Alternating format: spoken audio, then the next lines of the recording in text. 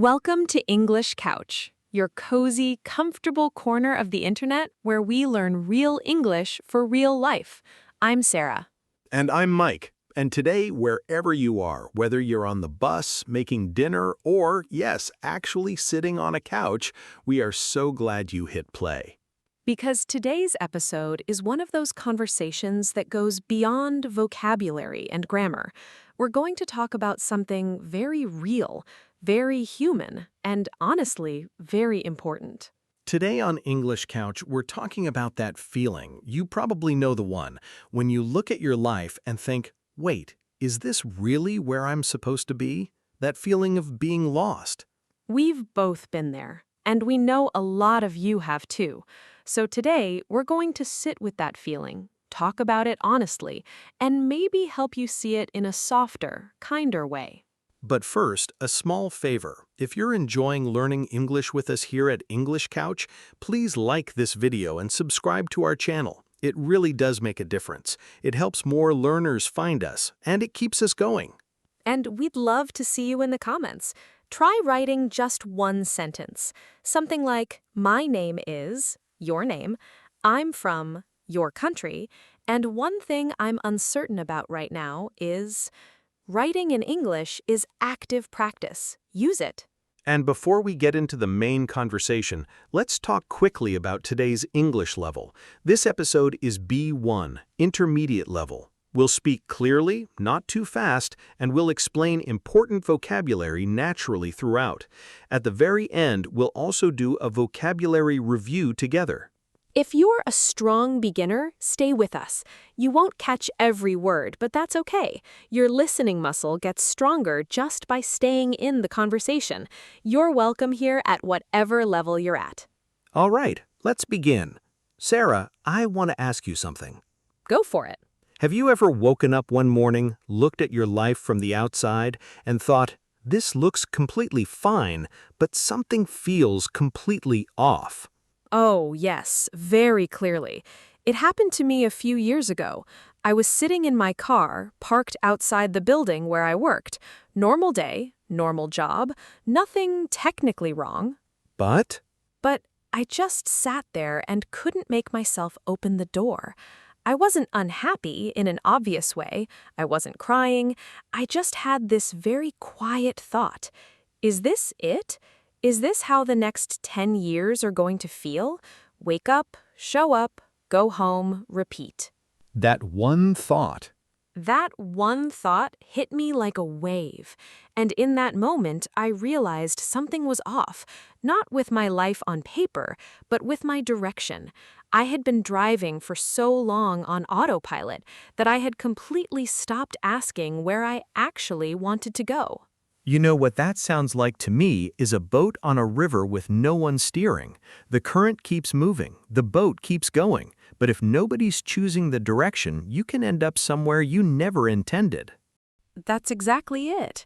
I wasn't choosing anymore. I was just being carried. My version of that feeling was different. Mine didn't happen in a car, it happened at a family dinner. Everyone was asking the usual questions. What's next for you? What are your plans? And I sat there smiling and saying the right things. But inside I was thinking, I have absolutely no idea. And I felt embarrassed, like everyone else had a script and I had somehow lost mine. That embarrassment. That feeling that everyone else has it figured out except you? Right. But here's what I've come to understand. Most people are improvising too. They just don't say it at dinner tables. Nobody says it at dinner tables. We all show the confident version, and then everyone looks around and thinks, am I the only one who doesn't know what I'm doing? And that silence, that performance of certainty, makes the loneliness so much worse, because you're struggling quietly while everyone around you looks like they have a plan. Let's talk about how people end up there in the first place, because I don't think anyone chooses to feel lost. Something leads them there. I think a big part of it is this. We spend so long listening to what other people want for us that we forget to check in with ourselves. Parents, teachers, social media, culture, Everyone has an idea of what a good life looks like, and when you're young, you absorb all of it. You start building a path based on what makes other people proud. And at some point, you realize you've been building someone else's dream. Exactly. There's this idea I love, the idea of an internal compass, the quiet feeling inside you that points toward what's actually right for you, not what sounds impressive, not what gets approval at family dinners, just what feels honest and alive for you. And what happens to that compass? We stop listening to it. Little by little, the noise from outside gets louder, and we quietly turn down the volume on ourselves, until one day, that inner voice is almost completely silent. And when the inner voice goes silent, that's when the lost feeling arrives. Right. It doesn't happen all at once. It's a slow drift, like the temperature dropping so gradually that you don't notice you're cold until you're already shivering. So, what do you do when you're already there? When you've already arrived somewhere you didn't really choose? I think the first step is the hardest. Just stop. Just stop? Stop pretending it's fine. Stop filling every quiet moment with distractions, your phone, your schedule, your to-do list. Just sit with the uncomfortable feeling, because honestly, admitting you're lost is actually the beginning of finding a direction. It's like a GPS that loses its signal.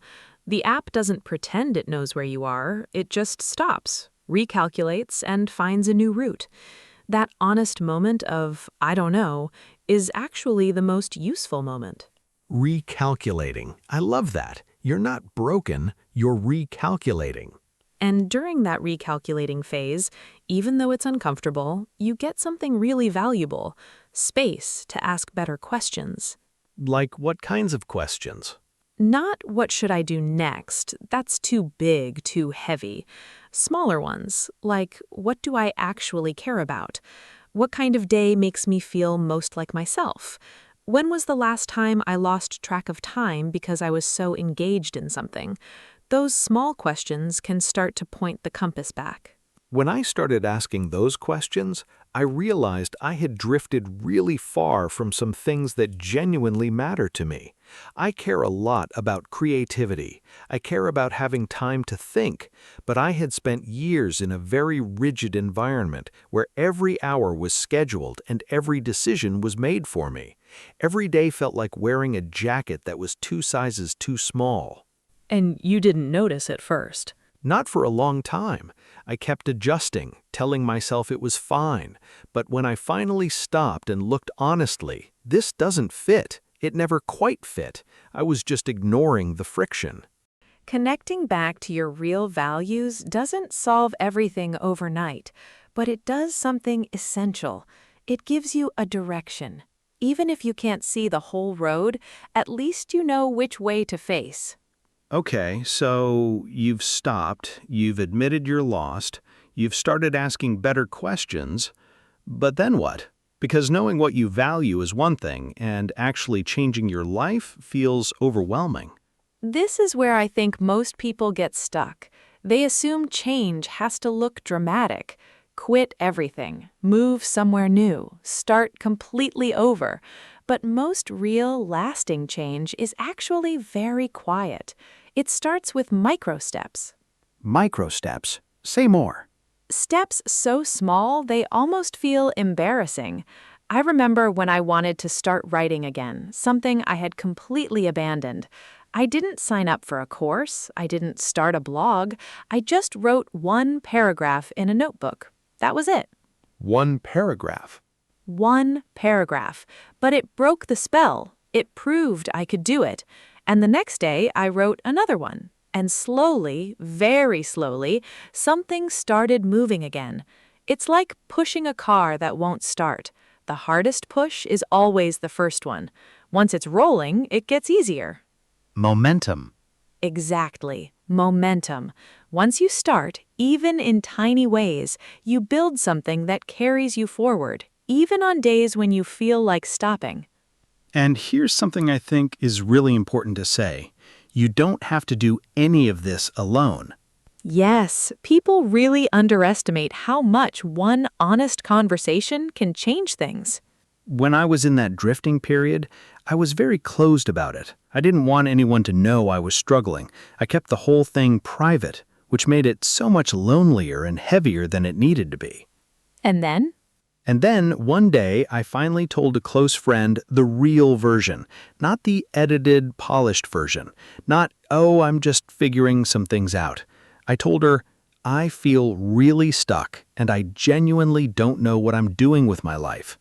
That's a scary message to send. Your brain is saying, is this too much? What if she thinks less of me? But I sent it, and her response was so simple. She just said, I've been there. You're not alone. Let's talk. And that was enough? That was everything, because suddenly I wasn't carrying it alone anymore. Feeling understood by even one person changes the quality of the struggle completely. You're not lost and alone, you're just lost, which is a very different experience. And when someone holds that space for you, when they listen without judgment and they genuinely believe in you, it also makes you feel accountable. Like, someone sees me trying. I want to keep showing up. Accountability can be a quiet but incredibly powerful force. And over time, slowly, gradually, as you take these micro steps, have these honest conversations, stay connected to your real values, something shifts. And that's maybe the most important thing we can say today. The feeling of being lost is not permanent.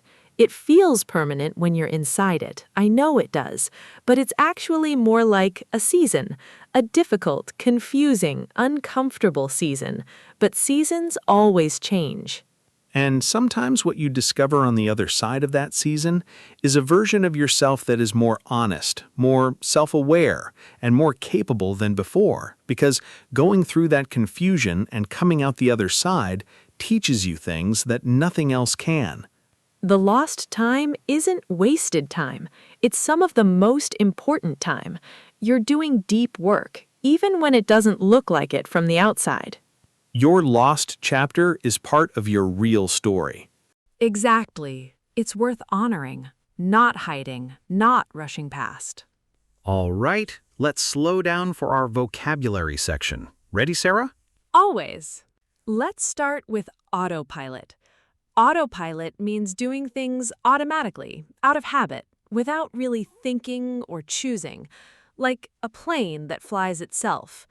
You can say, I was living on autopilot, meaning you weren't making real, conscious choices.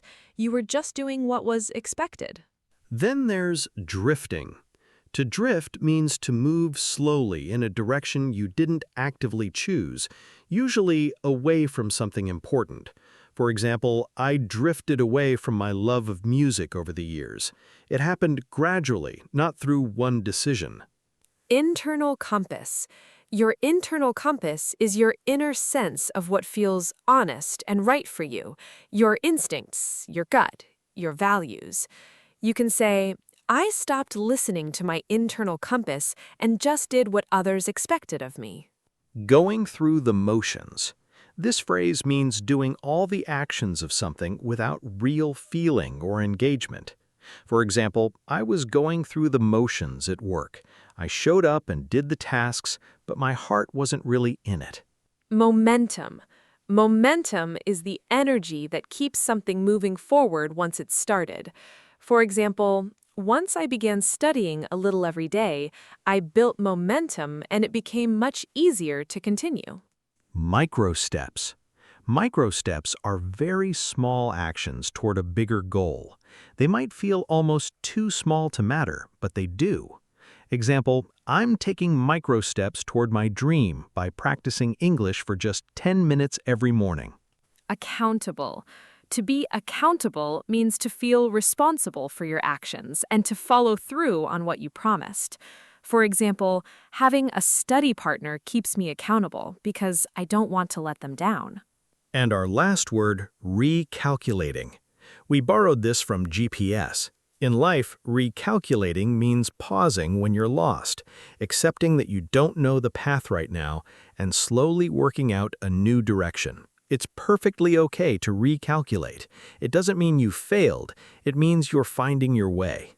Beautiful. I love that one. Recalculating. All right, English Couch family, if you're still here with us, we are genuinely proud of you. You stayed for a full conversation in English about something real and important. That matters. And if anything we said today touched you, if you recognized any part of that feeling in yourself, we just want to say you are not alone. You never were. Take one small step today. Write one comment. Send one honest message to a friend. Take a 10-minute walk without your phone.